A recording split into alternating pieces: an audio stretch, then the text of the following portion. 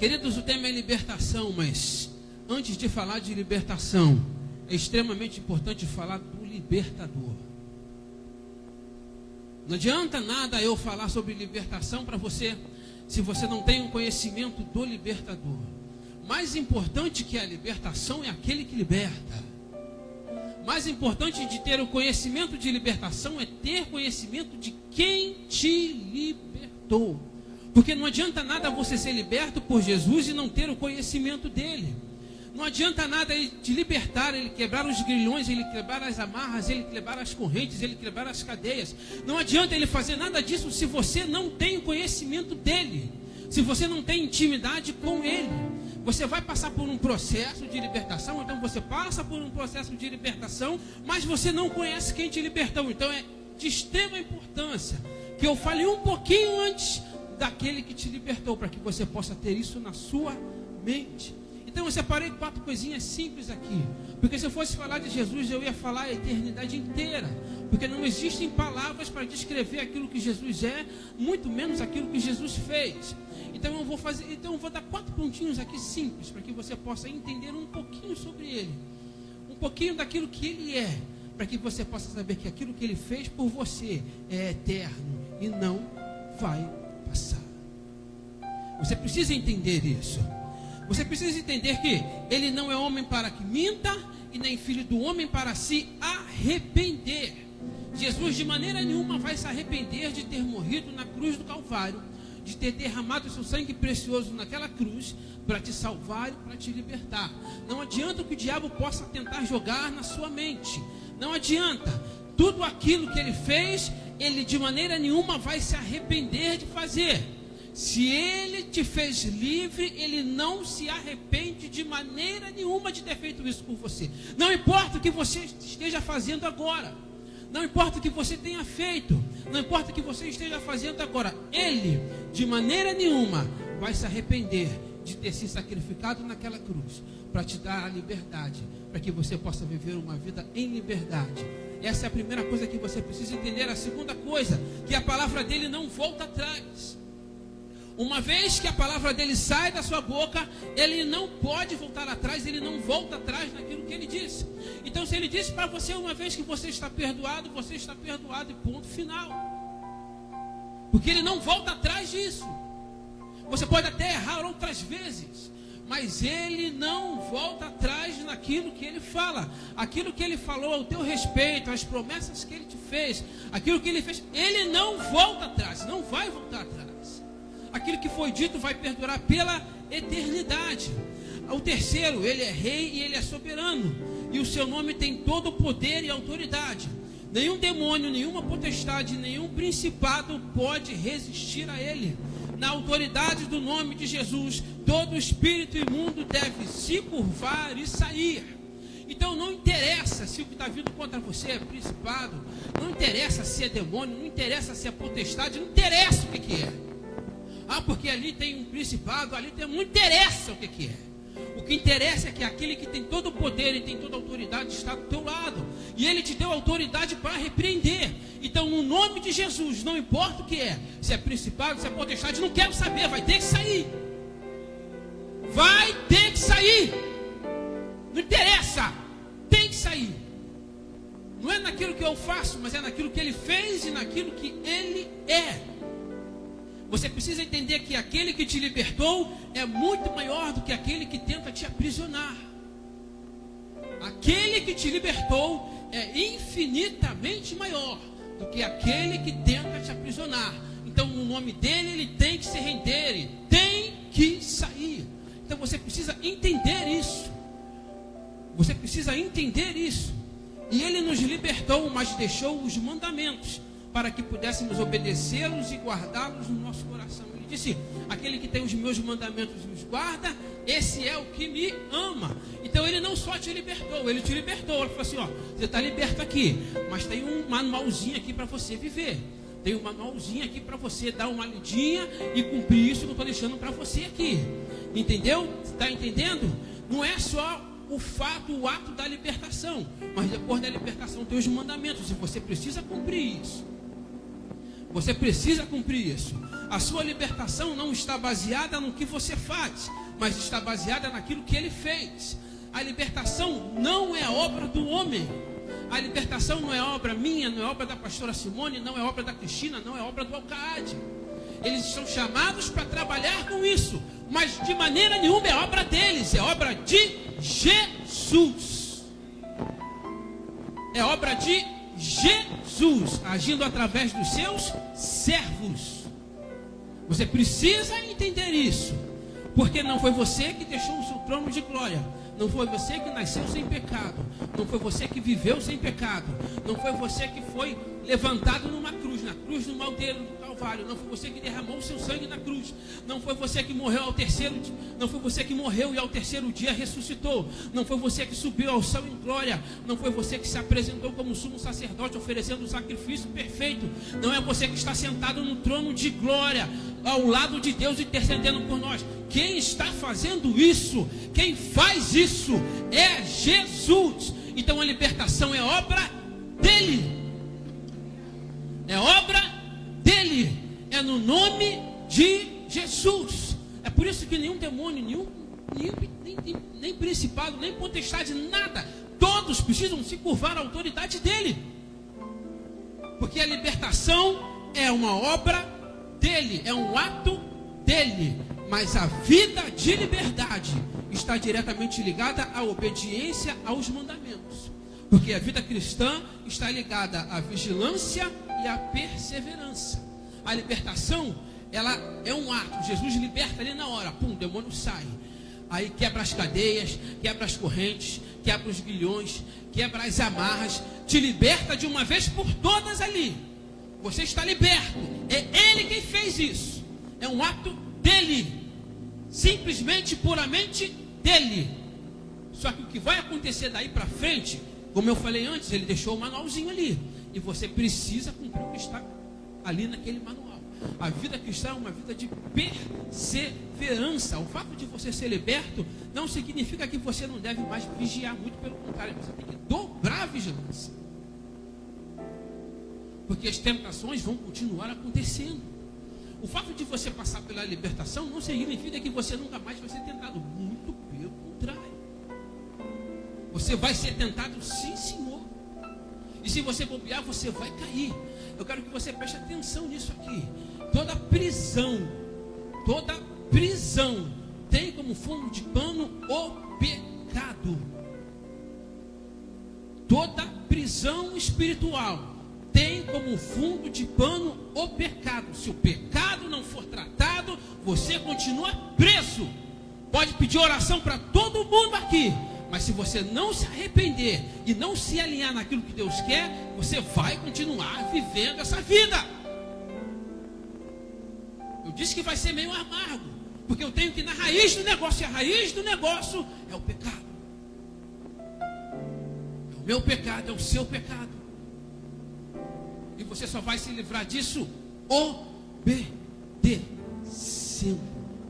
Prisão espiritual, prisão física, prisão das emoções, prisão sentimental. A raiz de tudo isso é o pecado, a desobediência a Deus. É isso que leva às prisões.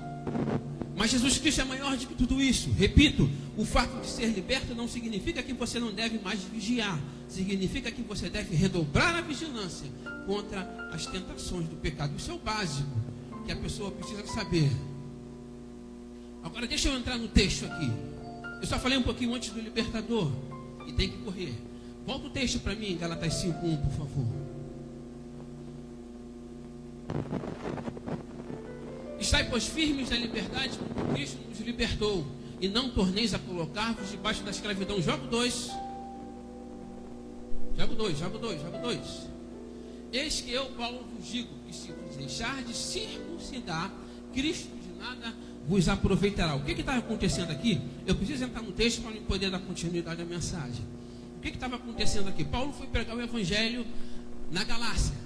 E chegando lá na Galácia, ele encontrou alguns judeus e pregou o evangelho aos judeus.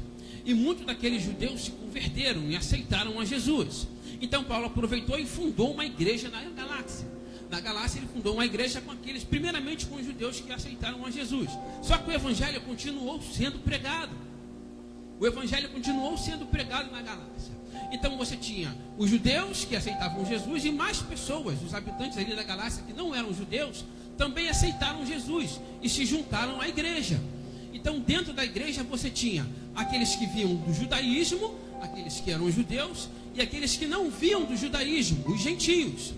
Na igreja tinha esses dois tipos de pessoas, vamos dizer assim. Aqueles que tinham vindo do judaísmo, os judeus, da lei de Moisés, e aqueles que não tinham vindo do judaísmo, os gentios, porque a lei foi dada somente aos judeus, não foi dada aos gentios, mas estavam todos ali, unidos em Cristo Jesus, eram todos crentes em Cristo Jesus.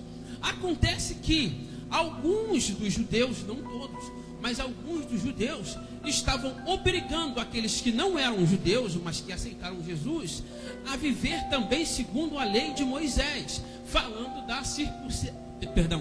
até de circuncisão, como nós lemos aqui. Então ficou esse impasse, porque alguns diziam que os novos convertidos, para ter um relacionamento com Deus, também tinham que seguir a lei de Moisés. Não, se você quer ter um relacionamento com Deus, você aceitou Jesus, beleza, mas você também precisa seguir a lei de Moisés. Inclusive, você precisa se circuncidar. Aí ficou aquele negócio: vai seguir a lei de Moisés ou não vai seguir a lei de Moisés? Vai seguir a lei de Moisés ou não vai seguir a lei de Moisés? Aí Paulo entra no assunto. Paulo começa a falar aqui, Paulo está falando que Jesus libertou do jugo da lei de Moisés, que não era preciso se sujeitar à lei para ser salvo e ter um relacionamento com Deus, porque antigamente era assim mesmo. No povo judeu, antes de Jesus, se você quisesse ter um relacionamento com Deus, você tinha que seguir a lei, você tinha que estar baseado na lei, para que você pudesse ter um relacionamento com Deus. Mas aí Jesus chegou. Tanto é que Jesus disse: eu sou o caminho, eu sou a verdade e eu sou a vida, e ninguém vai ao Pai a não ser por mim. Quando ele fala a não ser por mim, ele já está excluindo a lei. Ele está falando: você não precisa mais seguir essa lei. Para chegar a Deus, precisa crer em mim. Ele cumpriu toda a lei, ele pagou toda a lei. Jesus estava dizendo o seguinte: olha, essa lei aqui eu cumpri ela toda, eu paguei ela toda, eu derramei o meu sangue por vocês, o pecado de vocês, todos eles estão perdoados. Agora, para você chegar a Deus, você não precisa mais cumprir toda essa lei. É só crer em mim, é só crer naquilo que eu fiz, porque eu sou o caminho, eu sou a verdade, eu sou a vida. E você não vai chegar a Deus pela lei, você vai chegar a Deus por mim. Ninguém chega ao Pai a não ser por mim, ninguém vai ao Pai a não ser por mim. Foi isso que Jesus fez. Só que existiam alguns judeus que falavam: não, Jesus, tudo bem, você me libertou, me colocou aqui, mas eu quero ficar aqui. Jesus não fala: não, meu filho, vem para cá, porque aqui você só precisa crer em mim. Não precisa mais seguir a lei, não precisa mais se colocar debaixo do jugo da lei.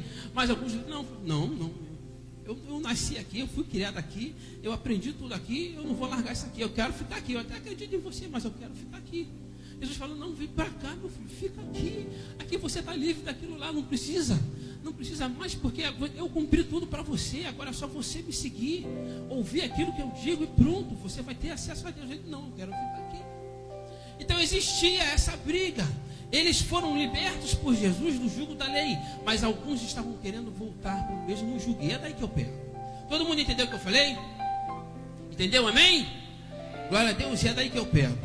Isso revela um fator importante da libertação. Você pode ser liberto por Jesus, mas a continuação dessa vida de liberdade depende da busca de uma vida de intimidade com Deus. Você pode ser liberto por Jesus, o ato, te libertou. Mas uma vida de liberdade depende da busca da intimidade com Deus. Deixa eu dar um exemplo para você.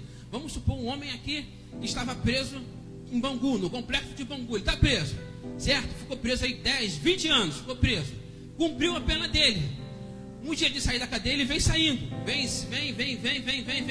Falta um passo só para ele sair da cadeia. Ele para, olha para trás. Foram 20 anos aqui dentro. Vou dar um passo, vou sair. Deu um passo. Saiu. Agora ele está livre. Mas essa liberdade dele aqui vai depender dele nunca mais voltar a fazer o que ele fazia antes. Porque se ele voltar a fazer o que ele fazia antes, o que vai acontecer com ele? Ele vai voltar para a cadeia. Correto? Todo mundo entendeu isso? Então ele precisa mudar de vida. Ele precisa ter novas atitudes. Ele precisa seguir o caminho certo. Porque se ele não fizer isso, ele volta para a cadeia. E é mais ou menos isso que Jesus faz. Ele te libertou. Você saiu da prisão. Você saiu do bambu espiritual. Saiu. Agora, se você voltar a fazer a mesma coisa, você vai voltar. Ele te libertou para viver uma vida de liberdade.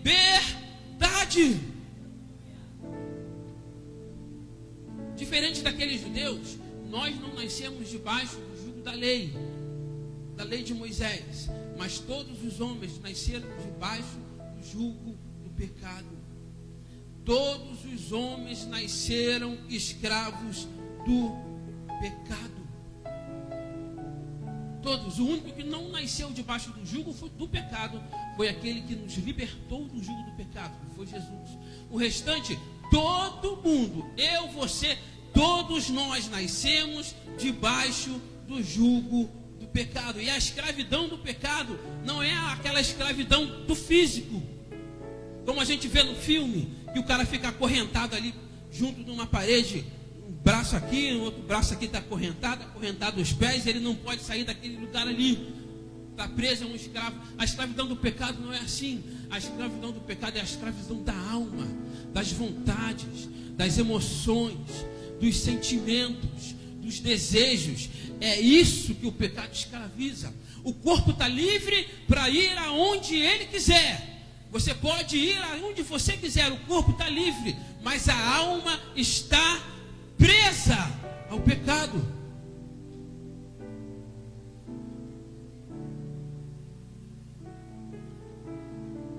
E o pecado te aprisiona naquilo que a carne te leva a fazer. Quer dizer, a carne te leva a ser aprisionado pelo pecado, porque a carne gosta disso. A carne gosta disso. Quer ver um exemplo? Tem pessoas, eu conheço algumas, graças a Deus ninguém daqui, mas não pode toda foto que o indivíduo posta está segurando um copo de álcool na mão, seja no Facebook ou seja no Instagram. Não sei se você conhece gente assim. Ele posta 10 fotos, 9 fotos está segurando um copo. Se ele está na festa, ele posta foto segurando um copo. Se ele está na praia, ele posta foto segurando um copo. Se ele está no iate, ele posta foto segurando um copo. Se ele está em casa, ele posta foto segurando um copo. Se bobear, se ele está até dirigindo, ele posta foto segurando um copo. E você olha para aquela vida ali e fala assim: poxa, ele está se divertindo. Nada, é escravo. Porque não sabe viver sem aquilo ali. Faz um teste, fala assim: ó, vamos fazer uma aposta. 2 semanas sem beber, eu te dou R$50. Não vai fazer porque não vai conseguir. É escravo do álcool. Outros são escravos das drogas. Não consegue ficar um dia sem usar, porque se sente para baixo, depressivo, só se sente normal, entre aspas, se usar aquilo. É escravo. Tem gente que é escravo da ira. Você sabia disso? Tem gente que é escravo da ira, que só se sente bem quando está no meio de uma confusão, que gosta de arranjar confusão.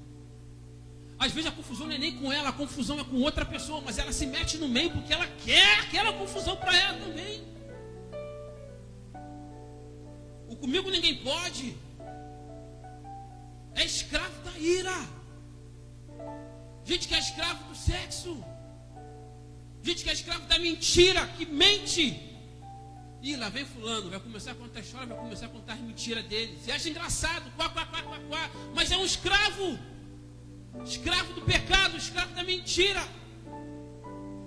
Tenho que dizer uma coisa para você: se você não consegue resistir aos desejos e impulsos da sua carne, você precisa ser liberto. Porque toda a prisão, glória a Deus, porque toda a prisão tem como fundo a raiz do pecado. Toda a prisão espiritual tem como fundo. Deus não prende ninguém, Jesus não deixa ninguém preso. Ele não faz isso. Só Satanás que usa o pecado para te aprisionar.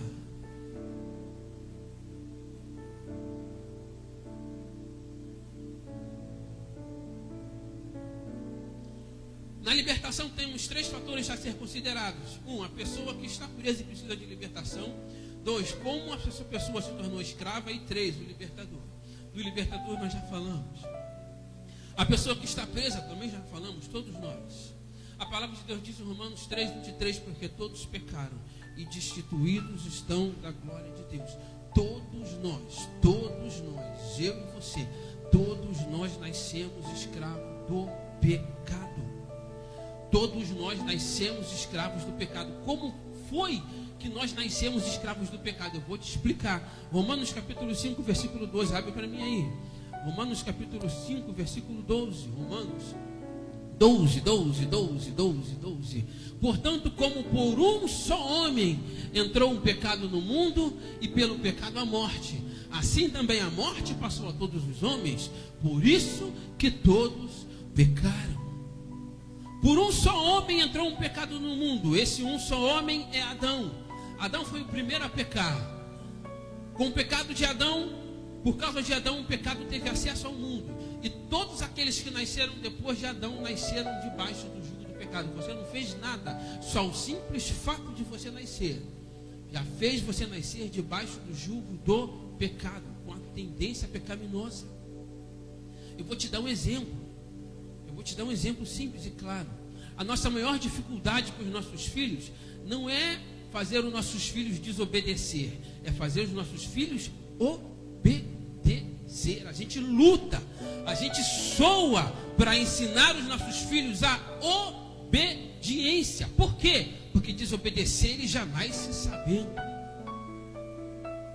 Uma criança de 1 ano já sabe desobedecer, ela já entende e ela desobedece.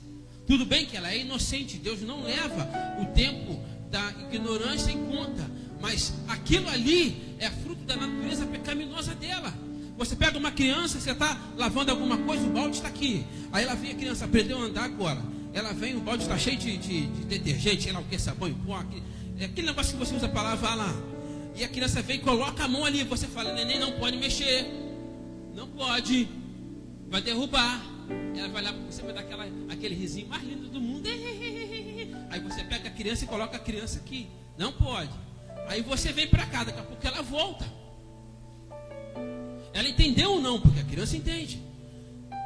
Aí ela está mexendo de novo. Você fala, neném, não pode. Não pode, neném. E você está rindo. Até agora você está rindo, está achando engraçado, está achando a coisa mais linda do mundo. Mas ela está desobedecendo. Aí você pega ela, volta ela para cá. E você volta, daqui a pouco, a terceira vez ela vem. Aí você fala, papai ou mamãe já falou para você que não pode. Aí você pega a criança e coloca ela dentro do berço, dentro do cercadinho, dentro de alguma coisa que ela sabe que dali ela não vai sair. Ela vai começar a chorar. Mesmo sabendo que ela não pode, ela quer fazer. Mesmo sabendo da sua reprovação, ela quer fazer. Tudo bem, ela é inocente, mas aquilo ali é fruto da natureza pecaminosa que todos nós temos. Então a nossa maior dificuldade está em fazer os nossos filhos obedecer. Porque desobedecer, todo mundo jamais se sabendo. E isso é fruto do pecado original de Adão. Porque o pecado é desobediência, desobediência a Deus. Então todo mundo já nasceu debaixo disso.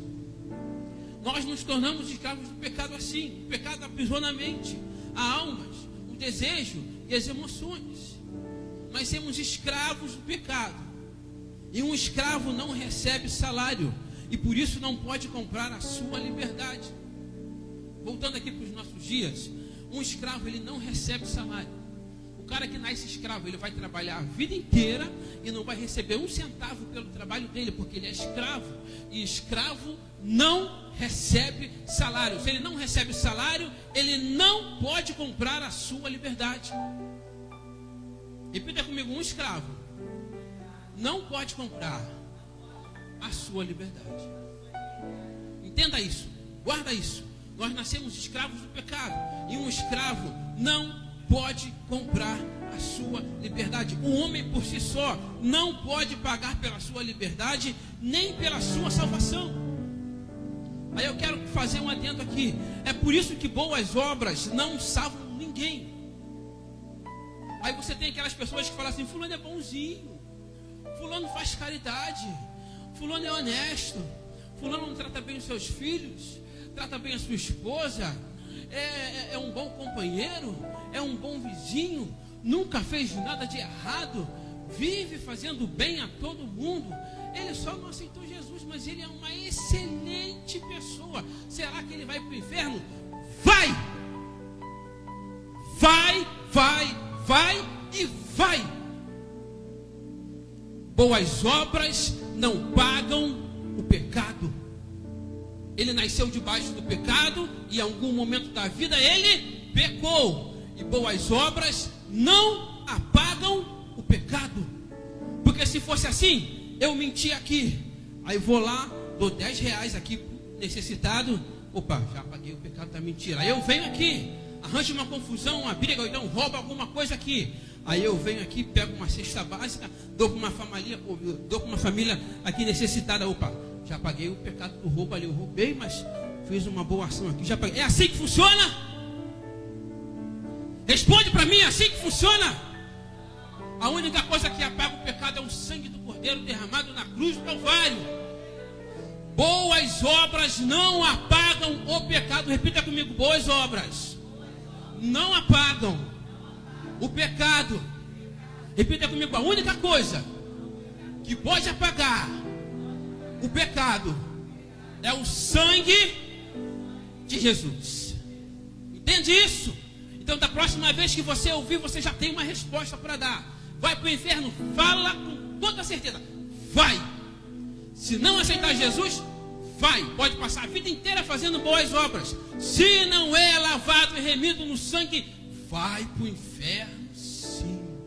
E falo isso sem medo, para quem quiser ouvir. Ah, você está julgando? Não estou julgando, eu estou vazando, eu estou falando aquilo que está escrito na Bíblia. É simples assim.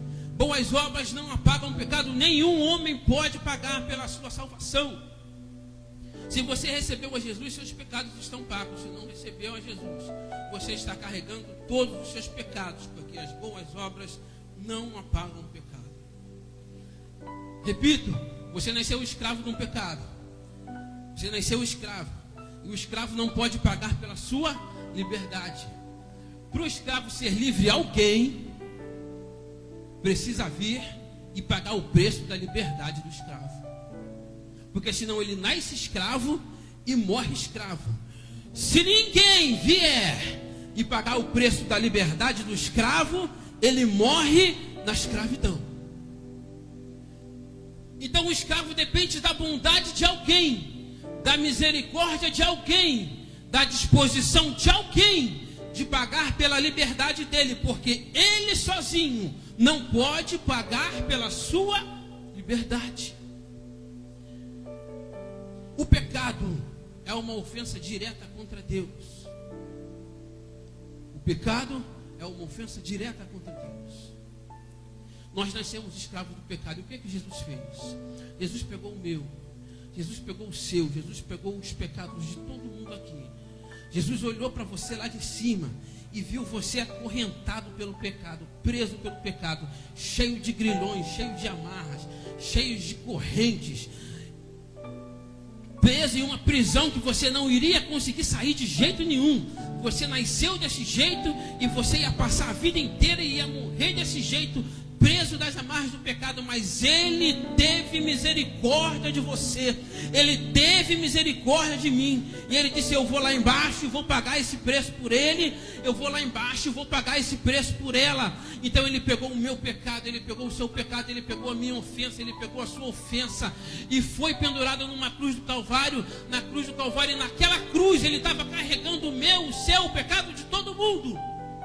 Você nem tinha nascido ainda, você não pediu absolutamente nada a Ele, e Ele já estava carregando todos os pecados que você cometeu, os pecados que você comete e os pecados que você ainda vai cometer. Estava tudo sobre Ele.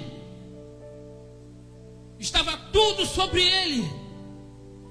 E Ele, com misericórdia, olhou para você e resolveu pagar o preço da sua liberdade, e morreu naquela cruz. Como um escravo você estava preso e acorrentado pelo pecado, mas Jesus pagou pela sua liberdade quando morreu em seu lugar na cruz do Calvário. Você não tinha, eu quero que você entenda isso, você não tinha como ser liberto. Tudo que você fizesse nessa vida, toda boa obra que você fizer nessa terra, não é o suficiente para garantir a sua liberdade, nem a sua salvação. Você só é livre por causa dele.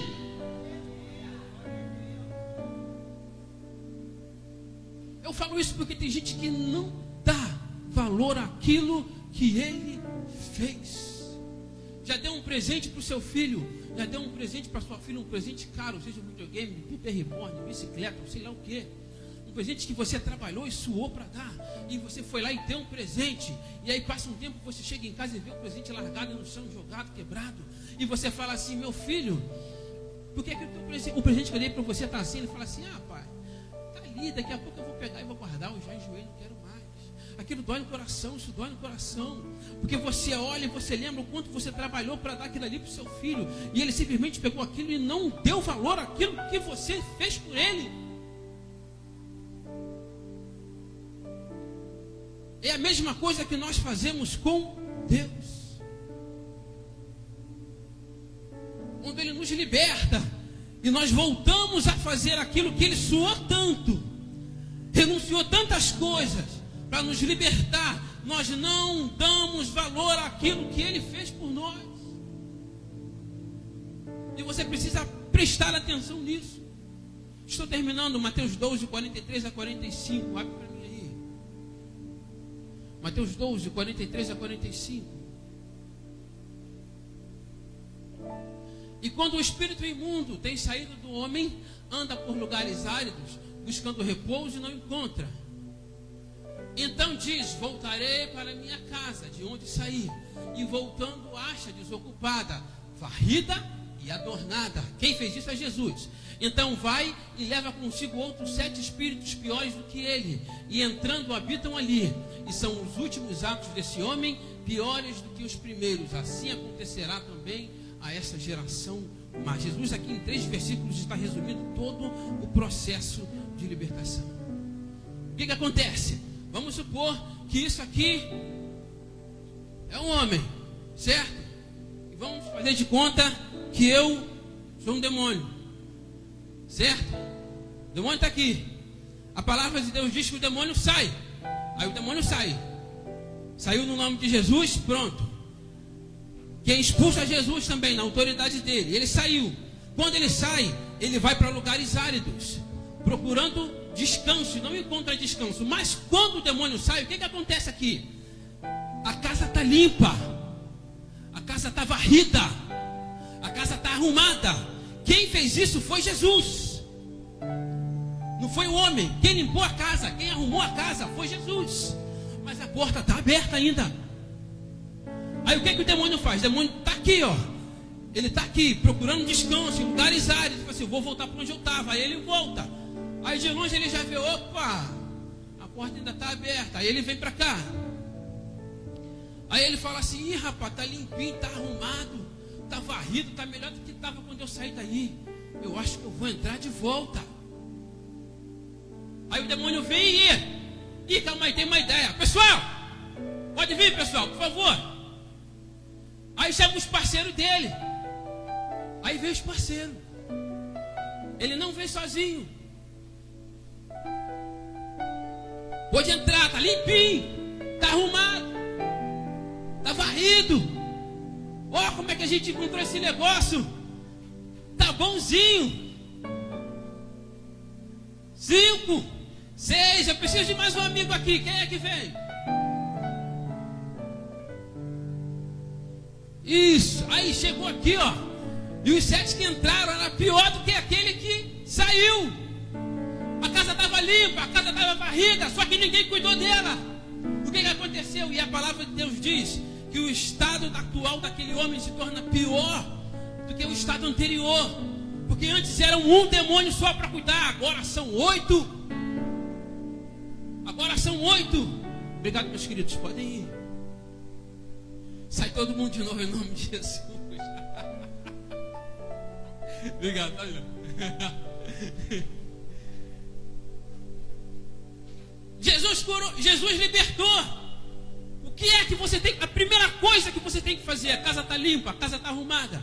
A primeira coisa que você tem que fazer é essa aqui, ó.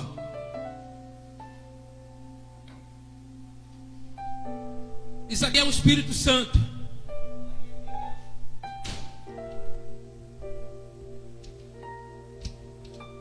Ninguém entra mais.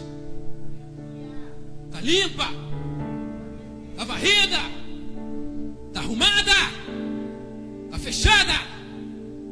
Só entra quem o Espírito Santo. Demônio não adianta. Pode forçar quantas vezes ele quiser. Não vai entrar, porque eu estou cuidando daquilo que Jesus fez por mim. É como se você deixasse a porta da sua casa aberta, a varanda da sua casa aberta. O cachorro entrou, o cachorro da rua entrou, foi lá e fez o cocôzinho dele. Fez o cocôzinho dele e saiu. Aí daqui a pouco você chega e está lá. Aquele cocôzinho que o cachorro que estava lá fora entrou e fez. Está cheio de mosca. Se você chegar e ficar só batendo nas moscas, não vai adiantar nada. As moscas vão sair, mas você vai se cansar e as moscas vão voltar. O que é que você tem que fazer? Você tem que pegar o cocôzinho do cachorro, tirar o cocôzinho do cachorro, jogar o cocôzinho do cachorro fora. Vai ficar aquele cheiro, só Jesus. Aí você vai ter que tirar aquele cheiro, vai ter que pegar um produto, jogar o bom perfume de Cristo, para tirar o cheiro do pecado. Tirou o cheiro do pecado, limpou a sujeira que estava ali. Agora é de extrema importância que você feche a porta para o cachorro não entrar mais. Porque se você deixar a porta aberta, o cachorro vai entrar e vai fazer cocô no mesmo lugar. Você entende? O que ele fez por você, ele fez. E não vai se arrepender. E jamais vai se arrepender de ter feito isso. Você não tinha como se libertar, mas ele pagou o preço da sua libertação. Agora você precisa se comprometer com ele em viver uma vida de liberdade. Amém? Fique de pé.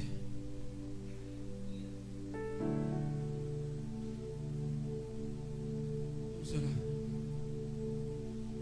Vamos orar. Feche seus olhos.